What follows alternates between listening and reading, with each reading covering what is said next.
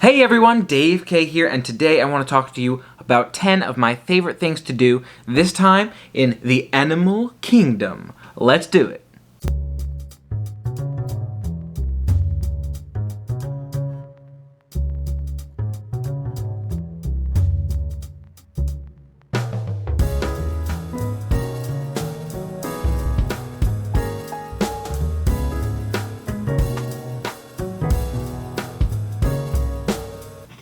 Getting started today with 10 of my favorite things to do in the animal kingdom. Now, let me get you started with number 1, and again, no particular order here, but one of the first things that comes to mind when I'm in the animal kingdom and I'm thinking about dining and I'm thinking about attractions, I'm thinking about a variety of different things. That being said, I do think about dining a lot. I absolutely love Yak and Yeti. If you've never been to the Yak and Yeti restaurant, I would strongly recommend it. So good. It's been amazing, it's been great for years, and I feel like it's gotten better since I've been here. Just all the things that I've tried have been absolutely amazing. The burger was fantastic, Kobe beef burger, and then we just recently had the tuna tacos, and Mike had the dragon roll bowl, and those were amazing dishes as well. So I feel like you absolutely cannot lose at Yak and Yeti. Now, one thing to keep in mind, Yak and Yeti does get extremely cold, at least in my opinion. I like to bring a jacket and wear a jacket in Yak and Yeti. So something to keep in mind is you may want to bring a jacket. But the food in Yak and Yeti, I feel like, is some of the best sit-down dining in all of the parks. They've got some great sit-down restaurants in some of the resorts, like Sanaa's a favorite of mine, Ohana's fantastic. But in the parks, I feel like Yak and Yeti's got one of the best overall sit-down dining experiences. So something to keep in mind for me, number 1 is Yak and Yeti. Number 2, one of my favorite things to do in the animal kingdom is Flight of Passage. I feel like Flight of Passage has slowly gotten better each time I've experienced it. I've gotten a better understanding of where to look on the screen to really make those 3D glasses work for my eyes, because I feel like it initially wasn't super immersive for me, whereas recently I feel like I've been enjoying it more and more, and you really feel like you're a part of the attraction. It really does have a fantastic sort of view where you can see everything going on in the world of Pandora. They tell a fantastic story, and some of the visuals are absolutely amazing. Not to mention some of the effects you can feel when you're moving on Flight of Passage in Pandora are quite good as well. Now, this is a somewhat high intensity ride. Not really, quite honestly. It's a lot like Soarin'. So if you've been on Soarin', it's a lot like that. You sit on a vehicle and you kind of fly around and look around. You do move a little bit. It's nowhere near as intense as a roller coaster, but it is more intense than like a dark ride. So just something to keep in mind. You will find yourself moving around kind of like Soarin'. So if you worry about that sort of thing, just something to keep in mind. I feel like this is definitely one of the more mild rides, but it's definitely more intense than I feel like a Peter Pan or something along those lines. Number 3, one of my top things to do in the animal kingdom is Kilimanjaro safaris. Now, you may think to yourself, oh, you want me to sit on a bus and look at animals for 15 minutes and this ride is worthwhile? Yes, it is. You see some amazing animals on Kilimanjaro safaris, and one of the things I love most about Kilimanjaro safaris is you can see different animals every time. So unlike a lot of the other attractions where there is a ride built in, this one is actually sort of going through the savannah, going through the jungle, and seeing all of these animals and what they're doing at the present time. And no one's really saying, hey, animals, on every ride all day, you're going to be standing here or anything like that. Animals are doing what they want to be doing. So to go on Kilimanjaro safaris and see these animals in their natural habitat is really an amazing experience. You can get some great photos, get some great views, see some animals you've never seen before. I feel like Kilimanjaro safaris is definitely worth checking out, especially if you haven't done it before. One of my favorite times to do Kilimanjaro safaris is kind of earlier in the day before the sun goes down, because you'll see a lot more animals out earlier in the day. Number 4 for me is an attraction I've enjoyed for a long time at the Animal Kingdom, and that is Expedition Everest. Everest is a roller coaster, so something to keep in mind. It is probably one of the more intense rides in the Animal Kingdom. However, it's a fantastic ride, a great experience. You can see some fantastic views, and kind of the ride itself as a roller coaster is really a fun one and an intense one. You have some really intense moments that you may not expect on other roller coasters. Again, don't want to give away too much, but I wouldn't call it the most intense roller coaster I've ever been on. I've definitely been on more intense roller coasters, but it is a roller coaster, so it is more intense than a lot of other Disney attractions.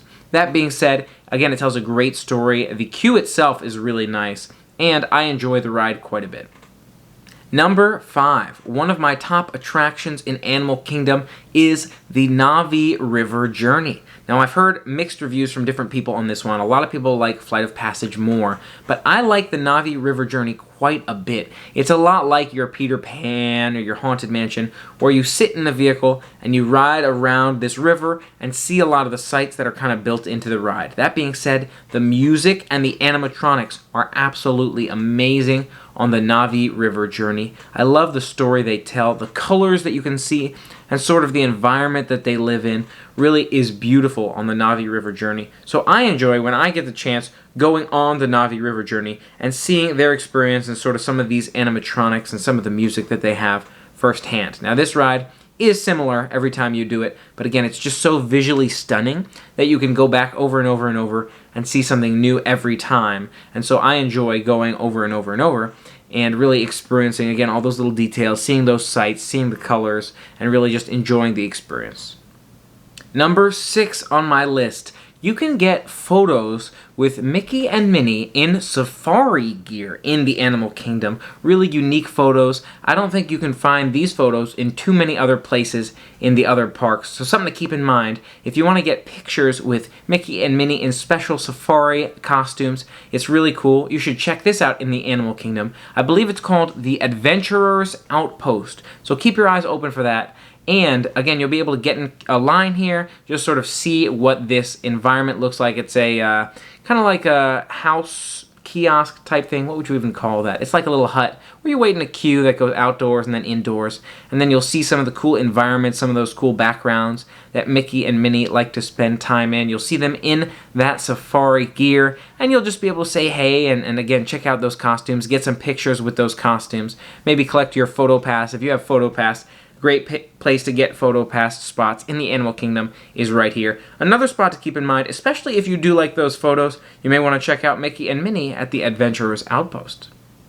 Number 7, another attraction that I would recommend in the Animal Kingdom is actually taking the time to check out the Tree of Life, especially at night. At night, you'll see the Tree of Life will glow and different animals on the Tree of Life will move around. They'll animate. So it's really, really interesting. The Tree of Life is awesome all times, and I'll touch on that, but especially at night, you'll see that the Tree of Life has these animals that are projected onto it, and they'll move around over the course of the show. So again, while you're waiting for that nighttime show to be projected on the Tree of Life, you'll even see these particular animals move around. They're animated across the Tree of Life. They'll maybe interact with each other. So it's really a cool dynamic. Check out the Tree of Life in case you haven't seen it before when these animals are in motion. Another thing that I would recommend, number 8 here, is the Tree of Life, but this time looking at the details. So what I might recommend is, as opposed to at that nighttime show, seeing those animations, you want to be further back near the entrance. During this one, you want to get really close to the Tree of Life. Any time of the day you can do this. I think it's probably during daylight hours is best. And you can look at all these little animals carved into the tree. It's absolutely beautiful. You'll notice so many more animals than you've ever seen before. You can see them walking around Bug's Life, or some of those different treks through the Animal Kingdom. Again, you'll notice all these animals you haven't seen before at really close distance. It's really, really beautiful. So in case you haven't taken the time to walk around the Tree of Life, get really close to the Tree of Life and look at all of the animals on the Tree of Life, I would recommend taking the time and checking this out. And again, really appreciating that attention to detail and the beauty that went into this Tree of Life. It really is a stunning item to check out. Another item I would recommend is taking the time to see some of the animals just hanging around the Animal Kingdom. So you can see gorillas and tigers on a couple of treks, on a couple of trails. You can walk to see those animals and you'll see them. Really, really cool to take the time to see those animals. I also love to see the monkeys. So there are generally monkeys sometimes. Sometimes they're out, sometimes they're not. And you just kind of have to keep your eyes open for the monkeys. They'll be near Everest. They'll be near that area, Expedition Everest, and where Rivers of Light is. There's kind of this jungle, looks like a monkey gym or something along those lines, and you'll see that that's where the monkeys will hang out sometimes, climbing along those ropes or that sort of thing. Another animal to keep in mind, I don't know if you've seen this one before, but we had the opportunity to see an anteater, really, really cool anteater. As you're coming into the park, if you go up, I believe, the left route or the left track heading towards the main entrance to the animal kingdom, if you will, you'll see an anteater just as you're about to. It's prior to stepping onto that bridge and walking down towards the Tree of Life. Again, anteater, sometimes out, sometimes not, but really, really amazing to see these animals in action if you get the chance. So something to keep in mind, if you like that kind of thing, there's a lot of animals hidden throughout the animal kingdom as well. And number 10 for me, there's a lot of great things to see at Animal Kingdom, and I'll touch on 2 others in a minute. But for me, number 10 is that Lion King show, the Festival of the Lion King. They have some amazing moves, some amazing skilled performers in the Lion King show. It's a beautiful story they tell. Again, some of those animatronics are fantastic. The music is great, and again, those performers are really, really skilled and talented. So in case you haven't seen the Festival of the Lion King, that show at the Animal Kingdom, it really is an amazing one. Probably worth taking some time and checking out if you like sort of a stage show environment. You also get to sit really close to where the action is. So you'll see, as opposed to being like a traditional theater, you'll be sitting in kind of bleachers or benches really close to where the action is and get involved in the story, if you will. Now, of course, I can't leave out the honorable mentions. A couple that come to mind for me is that Finding Nemo show. If you haven't seen the Finding Nemo show before, it's more puppeteering, for example, as opposed to the Festival of the Lion King, which is performers just kind of dressed up and doing their thing. There's a lot more puppets involved in the Finding Nemo show, but again, the music's amazing. There's some amazing effects and some amazing characters and performers in that Finding Nemo show, so really, really great story they tell there. And then, of course, there's the nighttime show at the Animal Kingdom, the Rivers of Light. Now, this is a great show. It is a good night show, but it's not as amazing as some of the other nighttime spectaculars. For example, Happily Ever After, for me, is a huge one. That's one people go out of their way to see. Or Illuminations, I feel like that's another big one where people really, really want to see it.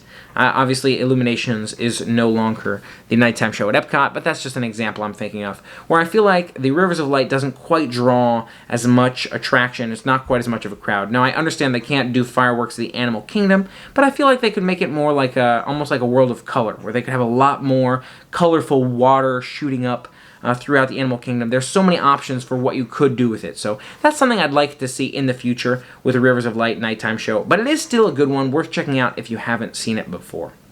What do you think of this list? Do you agree with me? Disagree with me? Are there any other thoughts that you have? Let me know your thoughts in the comments below. Thank you so much for being a part of the fun with me today. For more fun, family-friendly adventures, don't forget to hit that subscribe button and ring the bell to stay informed. And until next time, play on.